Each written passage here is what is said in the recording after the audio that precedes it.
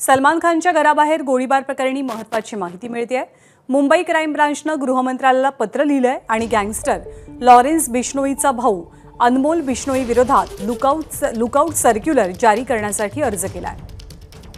सूरज सावंत आपल्याला माहिती देतात। सूरज, नक्कीच आपण पाहतोय की सलमान खान गोळीबार प्रकरणामागे अनमोल बिश्नोईचा हात असल्याचं आता समोर आलं होतं। त्याने स्वतः ही जबाबदारी फेसबुकवरती पोस्ट टाकून स्वतः स्वीकारली होती।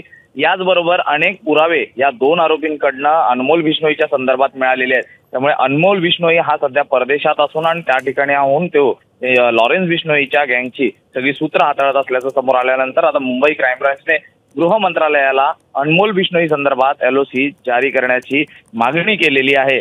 याचबरोबर लॉरेन्स बिश्नोई याच्या विरोधात आणि अनमोल बिश्नोई यांच्या विरोधात मक्का अंतर्गत देखील कारवाई करण्यात यावी या संदर्भात देखील हालचाली आता सुरू झालेल्या आहेत। त्यामुळे सलमान खान गोळीबार प्रकरणात आता अनमोल बिश्नोई हा सध्या फरार असला तरी त्याच्या विरोधात एकूणच फास आवळला जात असल्याचे पाहायला मिळत आहे। धन्यवाद सूरज या माहितीबद्दल। ABP माझा, उघडा डोळे बघा नीट।